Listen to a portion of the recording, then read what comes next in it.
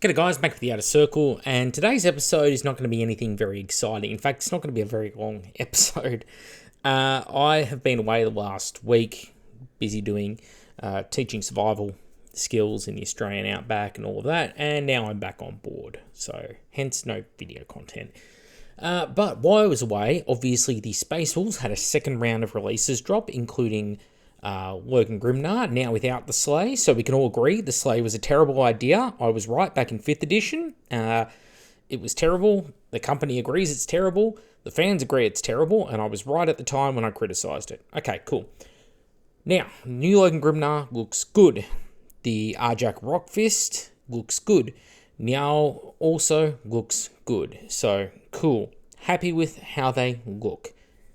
You'll remember, though, I recently did a video, an episode, talking about how Chaos players were quote-unquote spoiled and how I felt that in reality, they weren't. I want to take that one step further today because I want to provide a visual representation of my issue, and this is purely for Chaos, but you can run this same experiment for Xenos. Tyranids, very good example of that. Orcs, another good one. Necrons, another good one.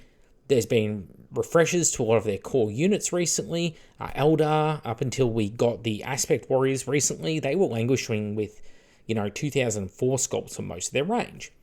So, I decided to chuck the sculpts since 5th edition. Now, why don't I make 5th edition the cutoff?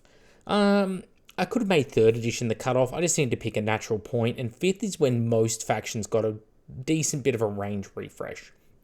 Chaos was a bit funny in that one, in that they didn't really get anything in 5th, but they got a lot more in 6th compared to what other factions got in 5th. So Blood Angel Space Wolves, lots in 5th edition, 40k, same with Grey Knights. Chaos and Dark Angels and Deathwatch were 6th and 7th edition, they got their stuff. So as you can see here, we have a total of 76 units. And this is the entirety of Chaos Space Marines, not Chaos Demons. Yes, there's Demon Princes and Demon Primarchs in there, but Demon Primarchs are Demon Princes, and they're just immortal mortals. It sounds weird, but trust me, in the lore it makes sense. So, they've been included in here. Now, if there is a kit like the Dinobots, or the Cornlord on the Juggernaut, something that can be built in two different ways, it pops up once. And this is true of all of the other factions you're going to see today. So when we get to, say, Grey Knights, we have 3-4 different build options for their basic infantry. You'll see them pop up one time, and it looks like a small list because it is for that reason. But I've done this in order to keep it fair. Also, if something is just basically a stock unit, but with upgrades, I've kept it in there because, as far as I'm concerned, that's fair. So the Night Lords kill team up below Angron on the top right, the screen, the Night Lords kill team. It's really just a Chaos Space Marines with one extra sprue of Night Lords themed parts. This is the same though if we go to Deathwatch and its shoulder pads. And this goes all the way back to 3rd edition 40k, where everything that wasn't Khorne Berserkers was white metal upgrades on regular Chaos Space Marine bodies. We're talking Thousand Suns, who got their bolt guns, the chest piece, and the helmet. We're talking Noise Marines, who basically got the sonic weapons, and if they were the Sergeant, they might get a head upgrade. Or Plague Marines, who got the torso upgrade, and then maybe some weapons, again, depending on the unit, and heads. So we get a lot of this, right? White metal was the unit of choice. So to keep it consistent across the board, that's what I've done. So this is everything Chaos has got except for Demons, because they are a separate set of books. So 76 units since Warhammer 40,000 5th edition. We're talking like 2008, 2009 era. So yeah, it's been a while. It's been a hot minute, So let's compare that to some of our chapters. Now remember, chapters are less divergent from the Codex Astartes than Chaos Space Marine Legions are from generic Chaos Space Marines. This is because Chaos is a lot more one-dimensional. They typically embody one very, very particular facet, and only that. We cannot say the same of Space Marines. They lean in the direction of something, but they still tend to have access to all of the same tools that regular Space Marines do. They just utilize them less. You don't have technology that is hard cut off from your faction. So bear that in mind as we go forward. So first up, Space Wolves. We can see what they got in 5th edition here, in 6th and 7th, 8th, 9th and 10th. Now, if any of these are slightly wrong and deserve to move one category left or right, who cares? Okay, it's the number of units they've got that's important here. And you can kind of see this is one chapter. So go back one to, this is all of Chaos. This is one chapter. All of Chaos, one chapter. All right, cool. What about Dark Angels? Dark Angels have a lot less going on. And I'll be honest, the Master of the Raven Wing, I feel like was earlier than 6th or 7th. It definitely wasn't 3rd, so it could actually be in the 5th edition category. But I've put the Master of the Raven Wing under the 6th, 7th. If I'm wrong, I'm wrong. Also note how many upgrades the Loyalist chapters have here. So we have it with the Space Wolves. We have multiple sets of upgrades, and we also have it with the Dark Angels with 6th and 7th getting a set of upgrades, 8th edition getting a set of Primaris upgrades, and 9th edition getting a lot of upgrades plus decals. Then we go into the Blood Angels, same sort of pattern here, although Blood Angels have clearly got a lot more love over the years, with upgrades in both 5th and 8th and 10th, so, a lot there, like the Dark Angels. But with a lot more raw characters and equipment. The Baal Predator, for example, makes its way into here because they had the Predator. The difference being that now they got the plastic upgrade sprue with the assault cannons, whereas the older version of the Baal Predator was actually a white metal turret upgrade. That's why it's in there. But, Sanguinary Guard, Blood Angels themed Terminators. I didn't include the late 7th edition Heroes, the Space Marine chapters boxes. I felt that would be unfair because they're kind of generic-y Space Marines. They're painted as Blood Angels, but you could paint them as, any chapter. So I didn't include them in 6th and 7th edition releases. I've included the basic captains in plastic that they got, as well as the Games Day 2012 limited edition Space Marine in Blood Angel. But hey, if Chaos had a limited edition character, I'd have included them as well. Fair's fair. And you can see they've gotten quite a bit over the years. Then we go into the Black Templars. Now, huge releases for Black Templars happened in 4th edition. They missed the cutoff. So you see nothing for 5th, nothing for 6th or 7th. For 8th edition, it's just the Castellan. And again, that might shift sideways. I'm 99% sure it was in 8th, but it could have been that 1%er that it was in 9th edition. It doesn't matter. It's the quantity of units. We have upgrades on there, as well as the core units that make up the force. Then we have the Deathwatch. Now, Deathwatch had a lot right in the last 5 minutes of 7th edition 40k. Most of their stuff tends to be upgrades of existing units, but some of it wasn't.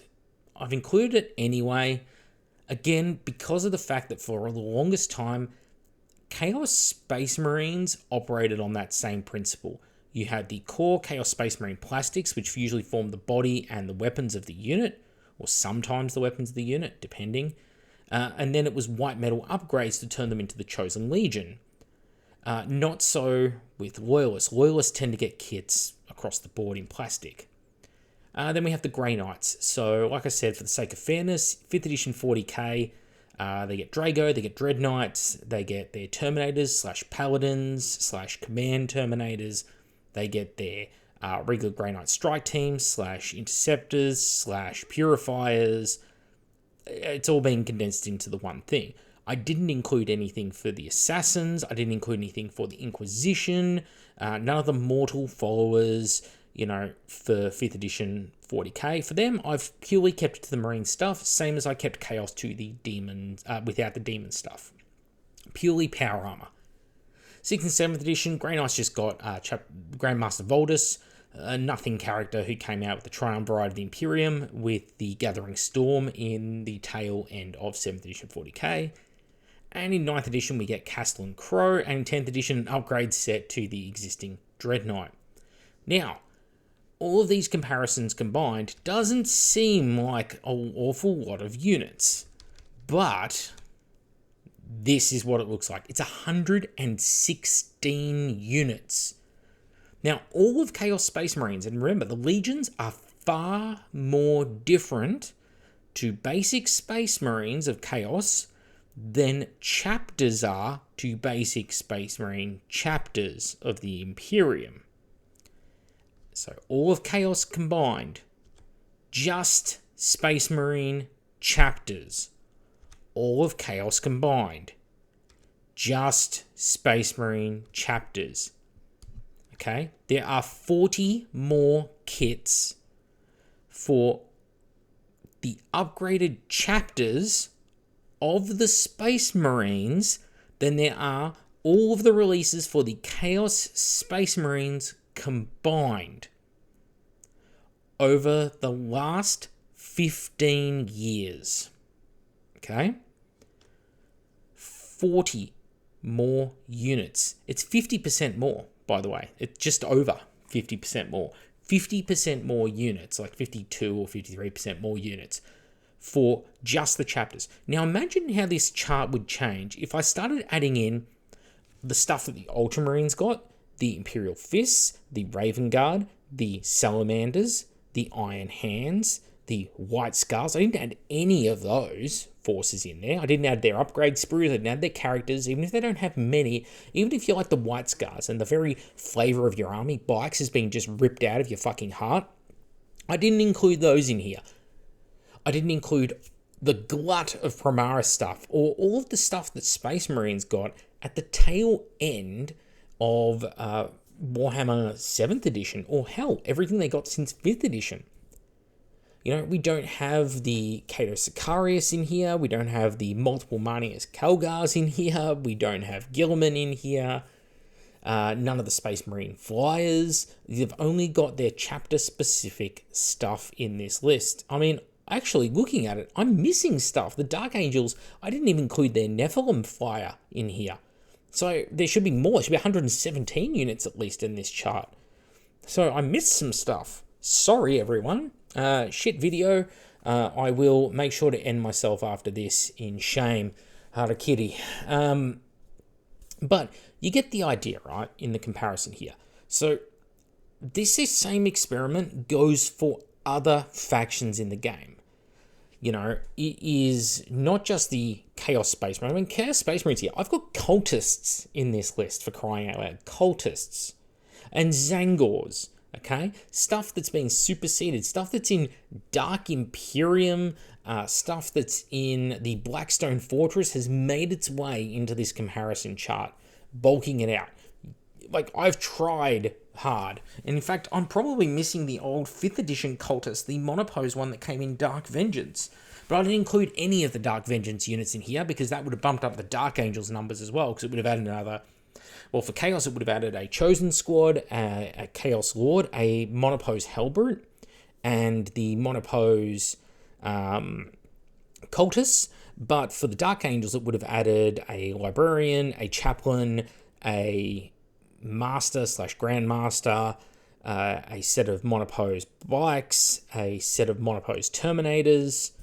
So, like, it's much for muchness, okay? All that Monopose stuff from Dark Vengeance, I didn't include it, okay? It's fair on all accounts. Please don't crucify me in the comments. It's just a comparison, okay? Look how much stuff, just for Space Marine chapters. And the point I want to get to is, what is the point of spending all these resources at this point on the Chaos, on the regular chapters? I get it, they're cool, and they're kind of established, but can we now call this the logical end game? Like, they're all being done. We don't need any more special snowflake units here. I would be happy with, like, one unit to be provided to White Scars, a unit for Iron Hands, a unit for Salamanders, a unit for Raven Guard. Imperial Fists, I don't really see a point to having a unit especially for them because they're very vanilla. They're very Codex compliant. Same as like Crimson Fists. Okay, so at this point it's like, can we kind of call it quits with like the Space Marine stuff? Let's just not release anything Space Marines for like, I don't know, 5 years, even it out. because this is the state Chaos is in. I would like to see the resources distributed elsewhere, and there are factions that need it more than Chaos. Okay? I am not blind to this. Dark Angels, they need stuff. Orcs, they kind of need some stuff. The Eldar, there's a couple of units that are getting a bit long in the tooth, like War Walkers, Wraith Knight, Wraith Lord, which is 4th edition sculpt, same as the War Walkers, Viper. Yeah, they're all getting a bit long in the tooth. Dark Eldar, they definitely need something like the Tantalus. I would like to see the Tantalus in plastic, and I would like to see Asdrubal Vect on the Tantalus. I think that would be chef's kiss. Genestealer Cults, they're a bit light on when it comes to units. Definitely some work could be done there. So there's factions that need stuff definitely more than the Space Marines do. And Chaos is probably the worst of this in the individuality stakes, because Chaos really needs a Night Lord's Lord and unit. They need an Alpha Legion Lord and unit. They need an Iron Warriors Lord and unit, which would probably be something like Super Havoc, Super Obliterators, some sort of siege tank, like a cool new siege tank that's, I don't know, maybe take like the Kratos from 30K's inspiration. You kind of took like the Aquator and made it into that weird blob tank that the Death Guard have. The Plague Burst Crawler, you can maybe do something like that for Iron Warriors. That could be fun.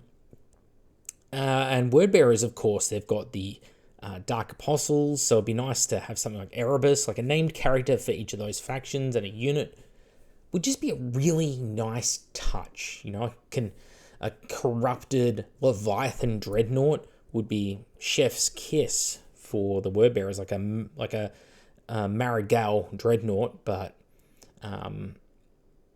for 40k, and then you don't get that super overlap with other versions of the game.